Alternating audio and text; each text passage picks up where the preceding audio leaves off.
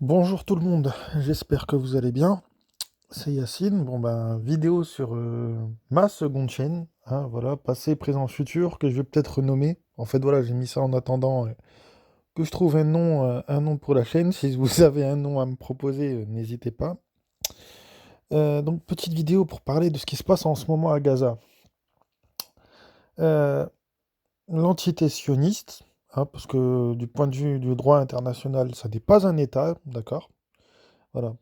Du point de vue du droit international public, ça n'est pas un État. Voilà. Qu'on soit d'accord. Donc comme d'habitude, l'entité sioniste scélérate, là, les colons occidentaux là-bas, là, hein, bombardent Gaza. J'ai envie de dire comme chaque année. Et en plus de ça, comme du côté sioniste, il y a eu des élections et tout, où Benjamin Netanyahou enfin le parti de Netanyahou a encore pas encore gagné, quoi, le Likoud. En gros, ils se sentent pousser des ailes, quoi. Ça à proprement parler scandaleux. Alors, le truc, c'est que si ça aurait été un État normal qui ferait ça, le droit international s'applique d'office. D'accord? Mais là, le droit international ne s'applique pas. Pourquoi? Parce que Israël, ce qu'on appelle Israël, l'entité sioniste, hein, n'est pas un État. Ça n'est pas un État. Il y a une propagande de folie qui dit comme quoi ce serait un État. Non, ça n'est pas un État. C'est une entité. Ça n'est pas un État. D'accord? Qu'on soit clair. Alors pourquoi? Pourquoi donc ce n'est pas un État? Et pourquoi moi je ne reconnais pas cette entité étant comme un État? Parce qu'en droit international public, d'accord? En droit international public, euh, il y a des éléments constitutifs pour avoir un État. D'accord? Un État, pour que ça soit un État, faut qu'il soit, faut qu'il y ait certaines composantes. D'accord? Euh, donc déjà, premièrement, il faut une population. Bon, ça, on va dire qu'ils l'ont. Il faut un gouvernement, d'accord? Qu'ils ont aussi. C'est-à-dire une structure politique, un appareil politique, vous savez, enfin voilà quoi, qui peuvent décider pour l'ensemble de la population, d'accord? Et ils font un territoire. Et donc, dans la notion de territoire, il y a un principe en droit international public. C'est que le territoire doit être clairement défini par des frontières avec d'autres États. D'accord? Voilà. Chose que l'entité sioniste n'a pas. Ils n'ont pas de frontières. Ils n'ont pas, donc, de ce fait, de territoire clairement délimité. Donc, ça n'est pas un État.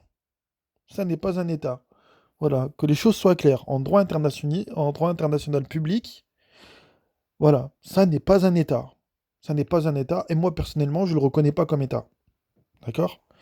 Euh, ensuite, ensuite, cet État doit être souverain.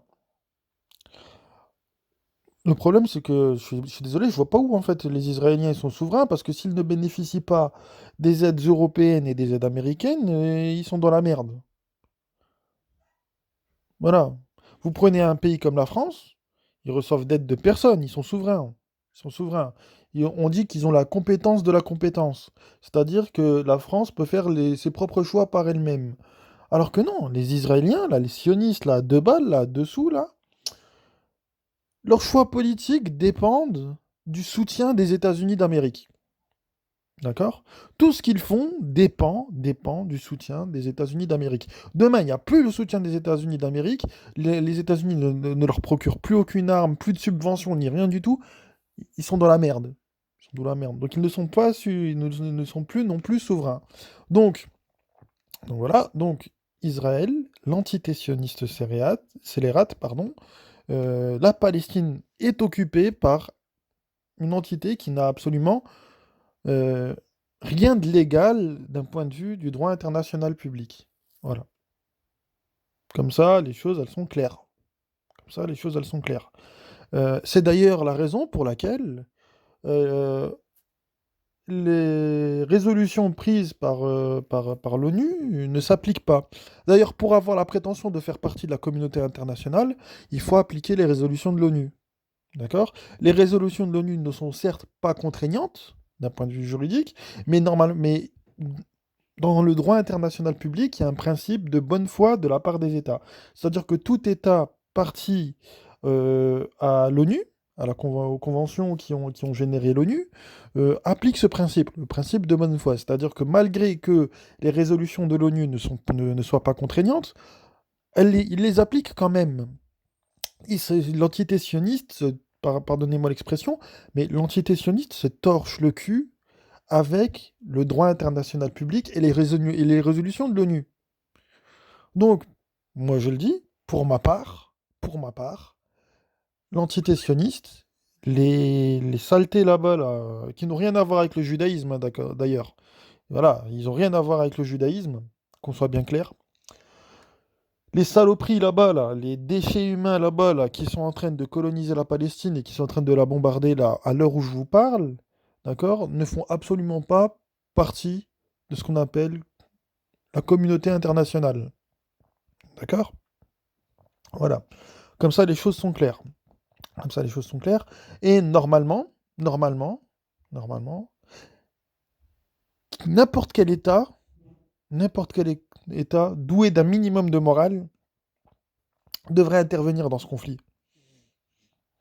Et le problème, voilà, vous savez où est-ce qu'il est, c'est que ces gens-là bénéficient d'une impunité totale du fait de ce qui s'est passé pendant la Seconde Guerre mondiale, alors qu'en vérité, les Palestiniens, ils n'ont rien à voir avec ce qui s'est passé pendant la Seconde Guerre mondiale.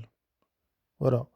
Je suis désolé, normalement, si on avait envie de faire quelque chose pour ces gens-là, ça aurait dû être en Allemagne. Parce que je suis désolé, c'est les Allemands, enfin l'Allemagne nazie qui est responsable de leur souffrance, pas les Palestiniens. Pas les Palestiniens. C'est pas aux Palestiniens de payer les conneries des Européens. Voilà. Que les choses soient claires. Donc normalement, n'importe quel État doué d'intelligence, d'accord, avec un minimum de morale, devrait intervenir dans ce conflit et foutre une raclée aux sionistes là-bas.